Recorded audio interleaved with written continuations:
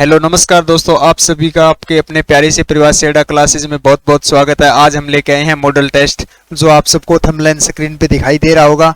पूरे 50 क्वेश्चनों पर हम आज चर्चा करेंगे। तो चलिए चलते हैं। आज का पहला क्वेश्चन है, 1 डिग्री देशांतर पार करने में कितना समय लगता है। देखिए 1 डिग्री जो देशांतर होता है वो पार करने में कितना समय लगता है। देखिए सबसे पहले तो बता दें, हमारे पृथ्वी गोलार्ध पे दो काल्पनिक रेखाएं हैं। एक रेखाएं हैं देशांतर और एक अक्षांश रेखाएं। देशांतर रेखाएं जो होती है वो समय को दर्शाती है और अक्षांश रेखाएं जो होती है वो स्थिति को दर्शाती है। तो हमारी पृथ्वी पर कुल 360 देशांतर रेखाएं हैं और 1 डिग्री देशांतर रेखाओं को पार करने के लिए 4 मिनट का समय लगता है। कितना लगता है? 4 मिनट का समय लगता है। तो देखिए 4 इंटू तो ये होगी हमारी 1440 मिनट। कितनी होगी? 1440 मिनट। और इसको घंटा में करें तो ये हो गया हमारा 60 से, तो ये हो गया 24। तो हमारे देशांतर रेखाएं हैं जो वो कुल जो संख्या है वो 360 है और 24 घंटे जो है वो समय के जोन है। तो समय जो है हमारा वो 24 जोन में विभाजित है। तो क्लियर है, 1 डिग्री पार करने में 4 मिनट का समय लगता है। और अक्षांश रेखाएं जो होती है वो स्थिति को दर्शाती है और देशांतर रेखाएं जो होती है वो समय को दर्शाती है। चलिए आगे।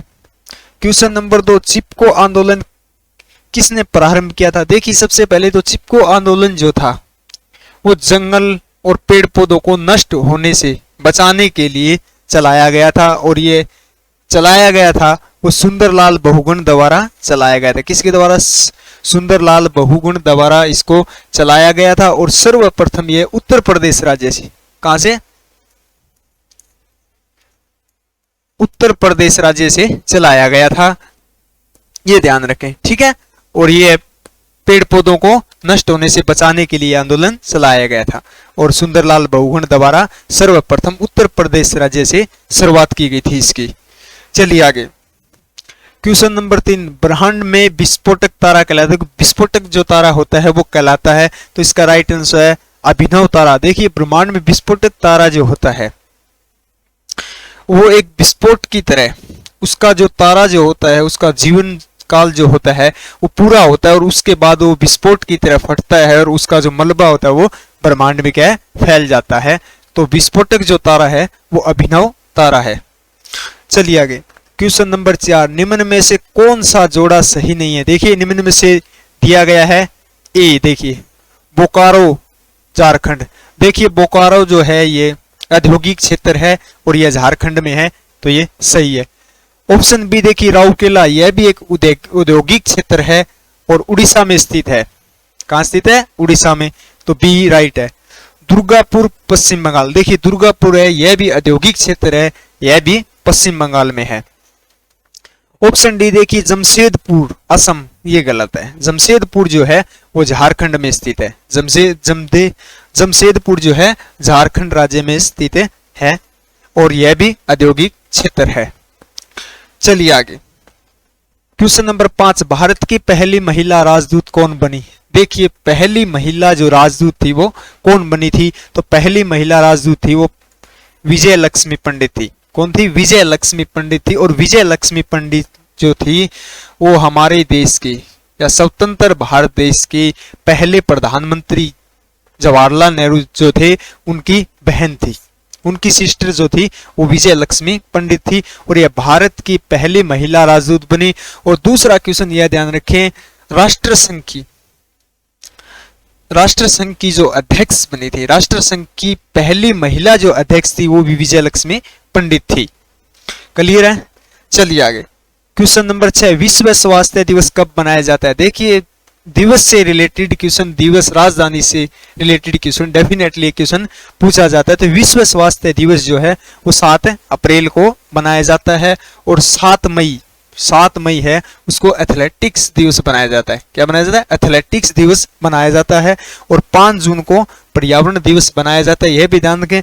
और 1 मई को जो है वो श्रमिक दिवस या मजदूर दिवस या लेबर डे जो मनाया जाता है वो 1 मई को मनाया जाता है। चलिए अगला क्वेश्चन, क्वेश्चन नंबर 7, सबसे कम लिंगानुपात वाला राज्य है। देखिए 2011 की जनगणना के अनुसार सबसे कम जो लिंगानुपात था वो किस राज्य का था? वो हरियाणा राज्य का था। किसका था? हरियाणा राज्य का था। 889। कितना था? 889 1000 पुरुषों पे। कितना पे? 1000 पुरुषों पे। और सर्वाधिक लिंगानुपात, अब तो आंकड़े चेंज हो चुके, लेकिन 2011 की जनगणना के अनुसार पूछा जाएगा क्वेश्चन। तो सर्वाधिक जो है वो केरल राज्य का है। कितना है? केरल राज्य का है 1000 पुरुषों पर।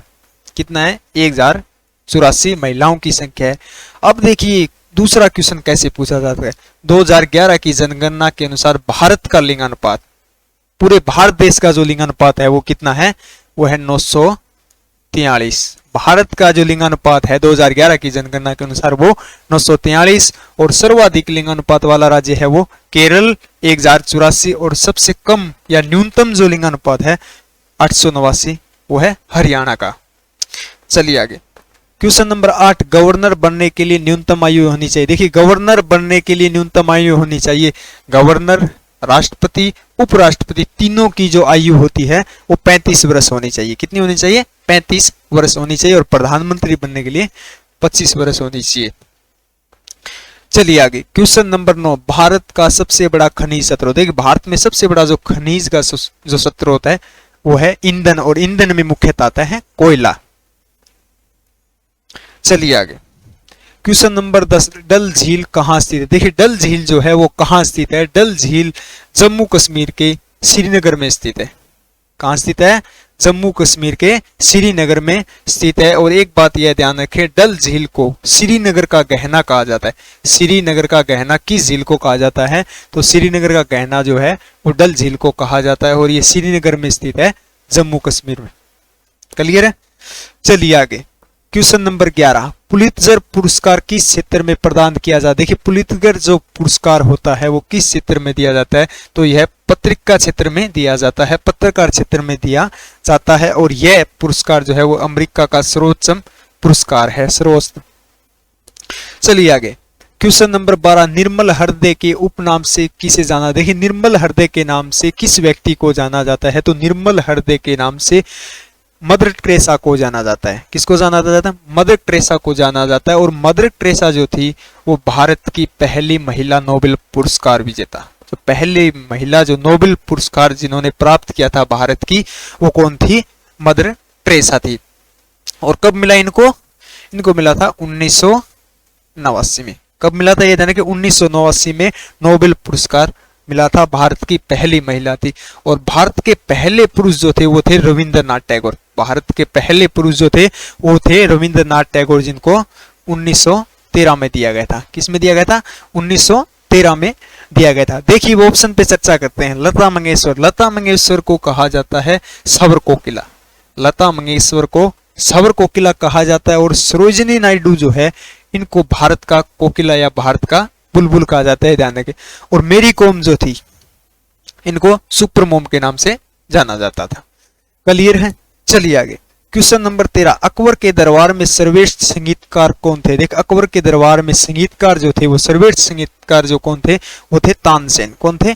तानसेन थे। और तानसेन जो थे ये अकबर के नवरत्नों में से एक थे। नवरत्नों में से अकबर के दरबार में नवरत्न थे, उनमें से एक थे तानसेन। और दूसरा एक क्वेश्चन ध्यान रखें, इन्हें मियां की उपाधि दी गई थी। अकबर द्वारा मियां की उपाधि है वो तानसेन को दी गई थी, यह भी ध्यान रखें। चलिए आगे क्वेश्चन नंबर 14, भारत देश में लंबाई की दृष्टि से सबसे छोटा राष्ट्रीय राजमार्ग कौन। देखिए भारत में सबसे छोटा राष्ट्रीय राजमार्ग NH, सबसे छोटा जो NH है वो कौन सा है? तो सबसे छोटा जो NH है वो है NH 47A। और सबसे बड़ा जो NH है, सबसे बड़ा जो NH है वो है 44। यह ध्यान रखें, इसका नाम अभी चेंज किया गया है। पुराना नाम जो था इसका NH7 था।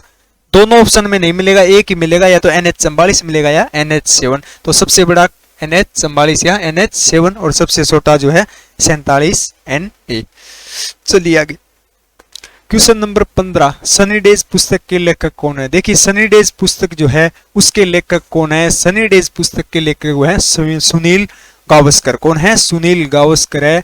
और सुनील गावस्कर की इसमें आत्मकथा का वर्णन किया गया, आत्मकथा को दर्शाया गया। और सुनील गावस्कर जो थे वो एक क्रिकेटर थे, भारतीय टीम के खिलाड़ी थे, क्रिकेटर थे।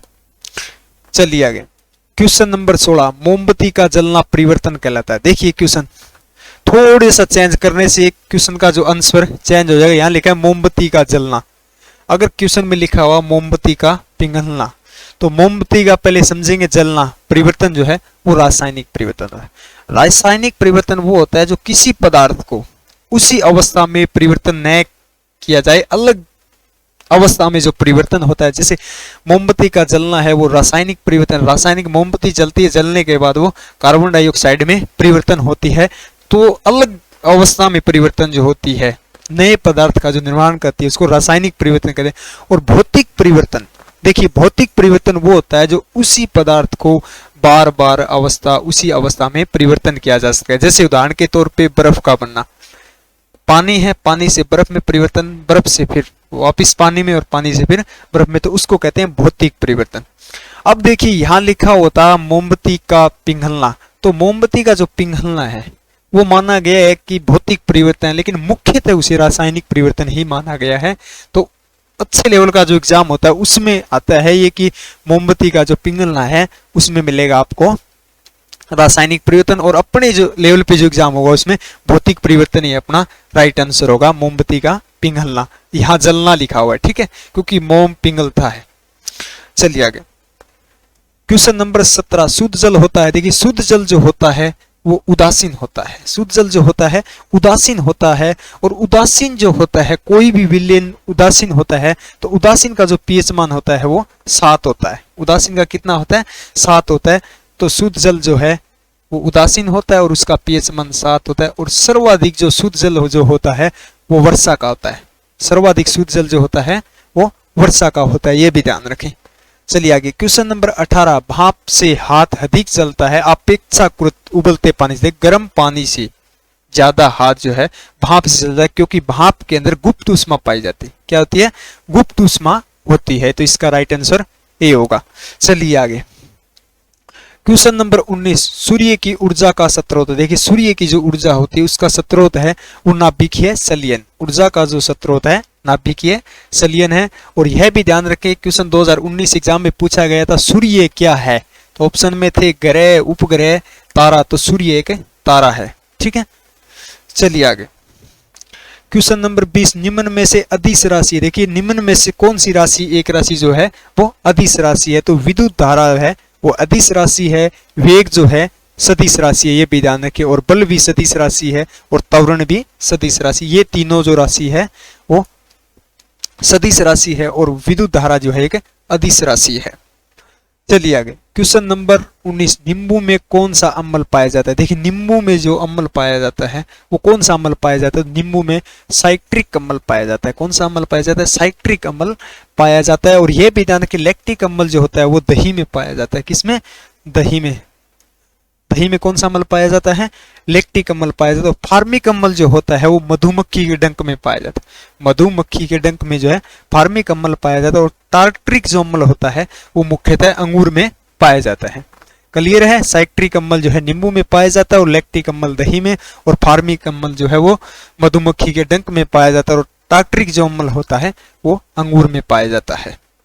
चलिए आगे, रक्त का कितना प्रतिशत भाग प्लाज्मा होता है। देखिए हमारे रक्त में जो होता है कितना प्रतिशत भाग प्लाज्मा होता है? तो 55% भाग जो है वो प्लाज्मा होता है। और एक प्लाज्मा से लेके क्वेश्चन और पूछा जाता है कि प्लाज्मा में कितना प्रतिशत जल होता है। तो प्लाज्मा में है जल जो है वो 90% होता है। कितना होता है? 90% होता है।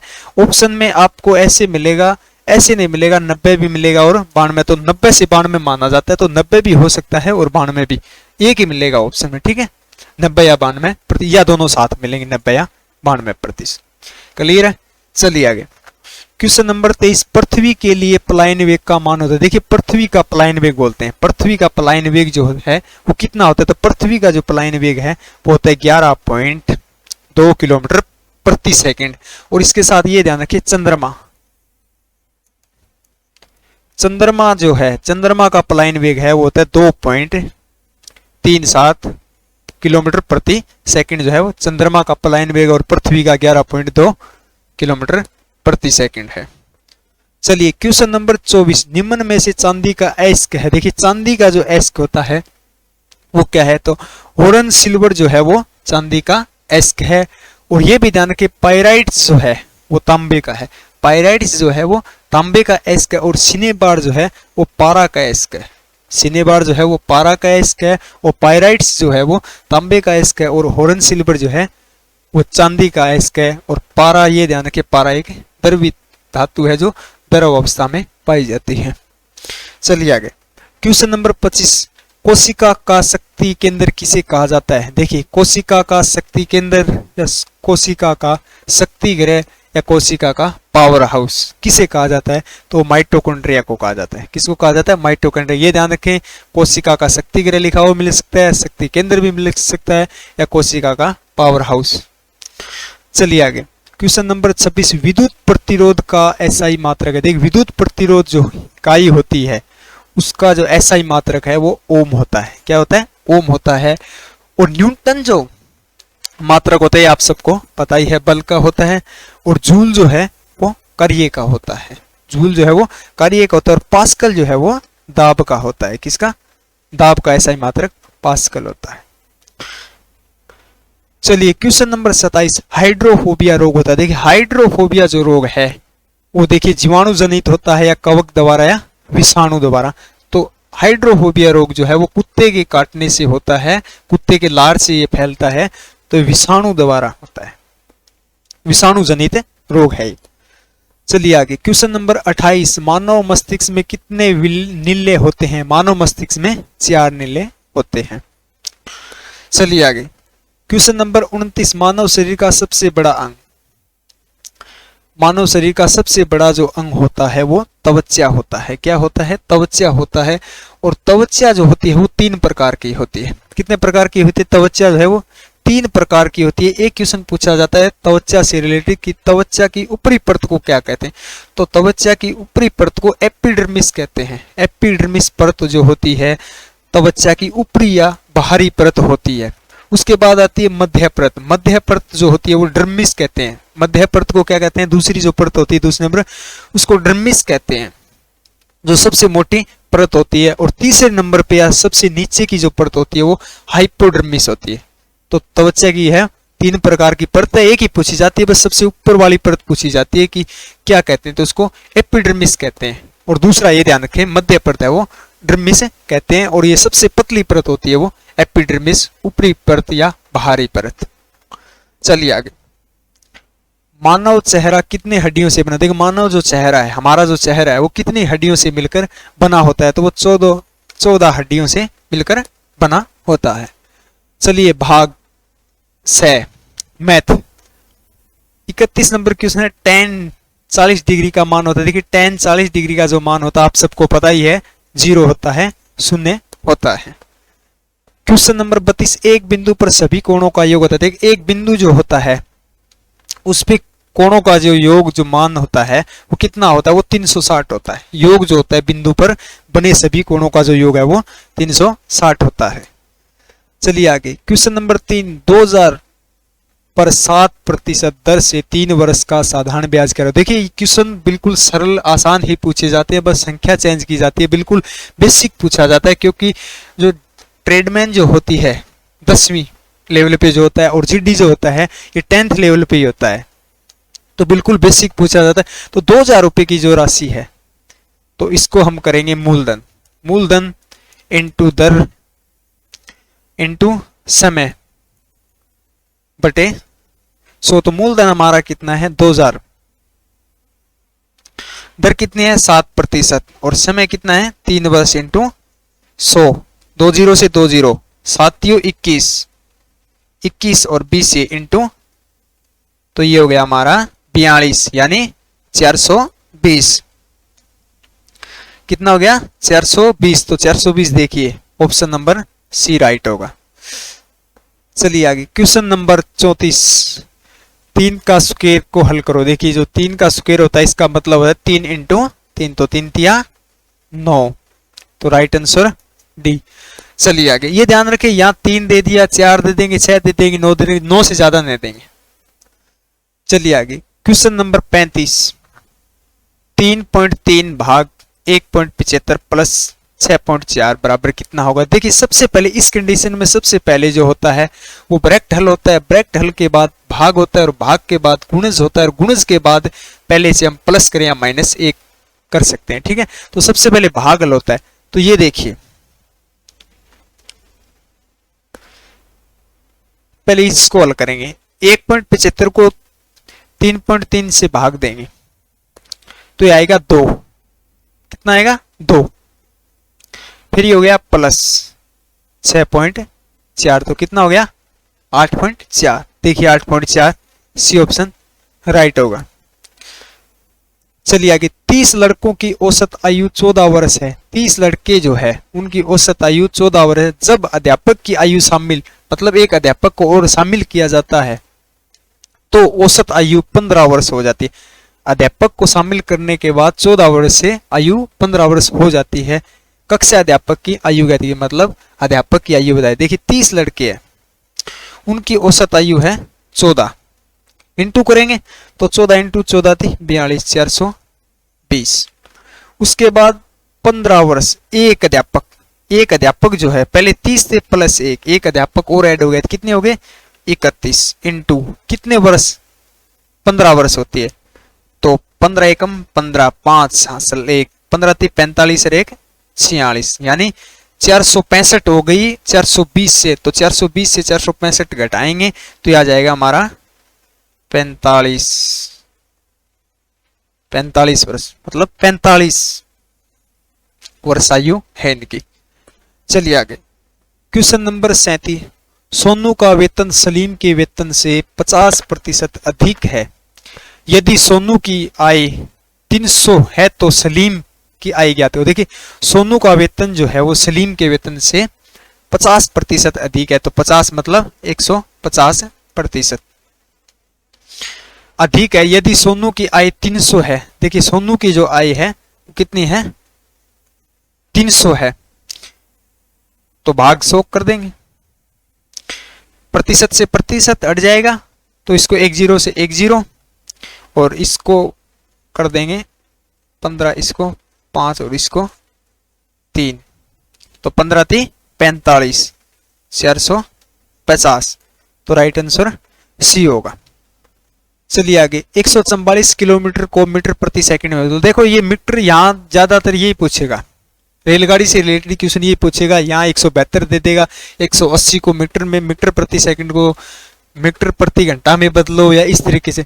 तो देखिए हम लिखेंगे 5/18 इंटू 144। ये देखिए 5/18 कैसे आए, 1 किलोमीटर में 1000 मीटर होते हैं और 1 घंटे के में 60 मिनट होती है और 60 मिनट में 3600 सेकंड होता है। 3600 सेकंड, 2 0 से 2 0 कट गई, ये 5 हो गया और ये 18, तो इसलिए 5/18। तो इसको कट करेंगे, देखिए ये 72 से कट हो गया और ये 9 से, 8 निमा 72, 8 और 5 इंटू 8 यानी 8 पंजो 40। देखिए 40 मीटर प्रति सेकंड, बी ऑप्शन राइट होगा। चलिए आगे, चतुर्भुज के चारों कोणों का योग होता है। देखिए चतुर्भुज की प्रत्येक भुजा जो होती है उसका कोण जो होता है वो 90 डिग्री का होता है। कितने का होता है 90 डिग्री का। तो 90 इंटू चतुर्भुज में 4 भुजाएं, तो 9 चौके 36, 360। देखिए 360, डी ऑप्शन इसका राइट होगा। चलिए आगे, क्वेश्चन नंबर 40, 4/2 का गुणा 2 गुणा 2 माइनस 4। देखिए यहाँ का लिखा हुआ, का या ऑफ का मतलब होता है गुणा। तो सबसे पहले किसको हल करेंगे, भाग को। तो 4 का 2, का मतलब गुणा 2 गुणा 2 माइनस 4, 2 इंटू 4, 4 इंटू 2 8, 8 माइनस 4 यानी बराबर 4। देखिए ऑप्शन बी राइट होगा। चलिए आगे, क्वेश्चन नंबर 41, √512 का मान होगा। देखिए जो वर्ग घनमूल जो होता है 512 जो घनमूल होता है वो 8 का होता है। किसका होता है 8 का होता है। ऐसे करके देख लेना, घनमूल में 3 बार 8 इंटू 8 इंटू, ठीक है। चलिए आगे क्वेश्चन नंबर 42, किस संख्या का 40% 2400 है तो संख्या का 60% क्या होगा। देखिए 40% जो है वो कितना है, कितने के बराबर है, 24 हो गए। 60% क्या होगा, सॉरी एक मिनट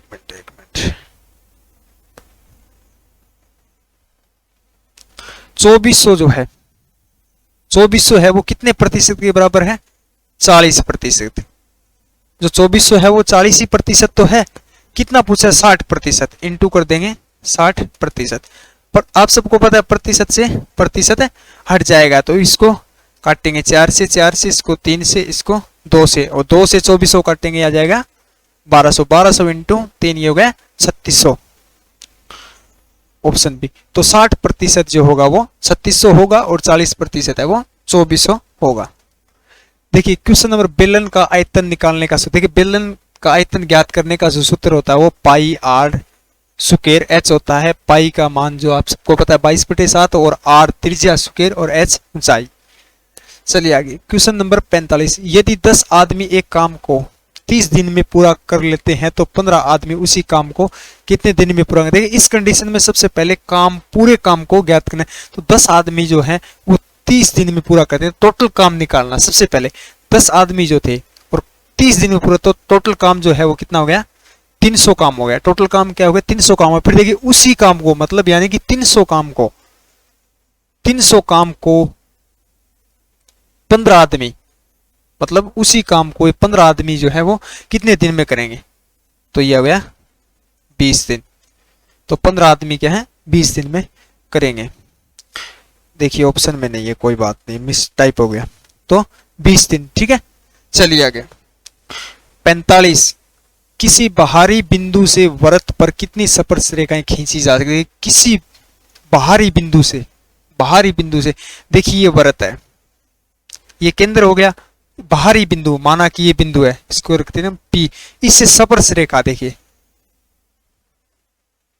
तो इससे स्पर्श रेखा 2 खींची गई। अब देखिए यहां से, तो अब ये स्पर्श रेखा नहीं हुई, अर्धवृत्त हो गया, वृत्त के 2 भाग हुए, तो स्पर्श रेखा जो होती है वो 2 ही खींची जाती है बाहरी बिंदु से। बाहरी बिंदु से कितनी 2 स्पर्श रेखाएं खींची जाती है, बी राइट होगा। चलिए क्वेश्चन नंबर 46, मोची का संबंध जो है वो चमड़ा से होता है, तो दर्जी का संबंध किससे होता है, कपड़ा से होता है।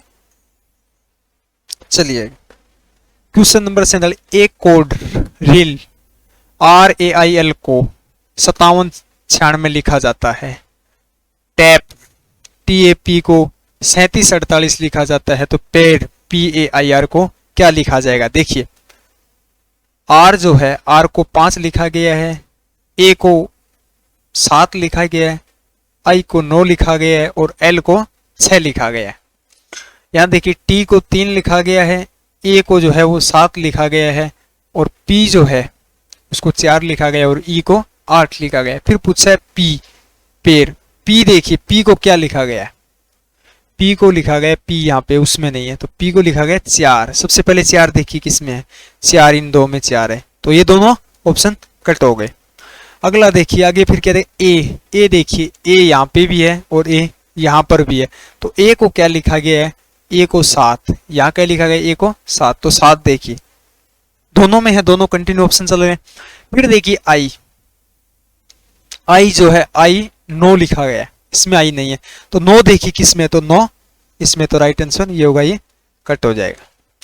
चलिए आगे क्वेश्चन नंबर 48, निम्न में से विषम शब्द चुने। देखिए विषम शब्द जो है वो चुने, तो विषम शब्द देखिए कुरुक्षेत्र जो है यह एक युद्ध भूमि स्थल था, पानीपत है यह भी एक युद्ध भूमि स्थल था, हल्दी घाटी है यह भी युद्ध भूमि स्थल था, सारनाथ था क्या, नहीं, तो इसका मतलब राइट आंसर सी होगा। ये ध्यान रखें गौतम बुद्ध ने अपना प्रथम उपदेश है वो सारनाथ यही दिया था। किस भाषा में दिया था, पाली भाषा में दिया और अपने शिष्यों को दिया था। आगे क्वेश्चन नंबर 49, 1925-49-121 ज्ञात करो। एक देखिए, एक को तो 1 कह दे देंगे। 9 देखिए, 9 किसका वर्ग है, 3 का। 25 किसका वर्ग है, 5 का 49 किसका वर्ग है, 7 का। गैप देखिए कितना है, 2 का। फिर इसमें भी 2 का, 2 का गैप है। उसके बाद 2 करके देखते हैं 9 का, तो 9 का कितना हो गया यहाँ 81। 9 के बाद फिर 11 का कितना होता है 121, तो राइट आंसर हमारा 81 होगा। देखिए ऑप्शन बी। चलिए आज का लास्ट क्वेश्चन, आज के सेक्शन का हमारा क्वेश्चन नंबर 50 है। 3 संख्याओं का औसत 27। देखिए 3 संख्याएं हैं जिनका औसत जो है 27 है। दूसरी संख्या पहली संख्या से 3 गुनी है और तीसरी पहली से 5 गुनी है तो संख्या होगी। देखिए क्या दे रखा, दूसरी पहली से 3 गुना। देखिए दूसरी संख्या जो है पहली से 3 गुनी है, दूसरी संख्या पहली से 3 गुनी है, नहीं है, ये कट हो गया। दूसरी संख्या पहली से 3 गुना है, सही है अब तक। दूसरी संख्या पहली से 3 गुना नहीं है, ये भी कट हो गया और ये भी कट हो गया, तो राइट आंसर ये होगा। फिर आगे देखिए क्या बोल रहा है, से 3 गुना है और तीसरी पहली से 5 गुना। तीसरी जो संख्या है, ये जो संख्या है वो पहली से 5 गुना है, तो देखिए है क्या 9 इंटू 5, 9 पावे 45, तो हमारा राइट आंसर बी होगा। तो कैसी लगी आज की वीडियो, अच्छी लगी तो शेयर करें, सब्सक्राइब करें। तो कैसे, और मिलते हैं अगले सेक्शन के साथ, जल्दी मुलाकात करते हैं। तब तक हमारे साथ बने रहिए। जय हिंद, जय भारत।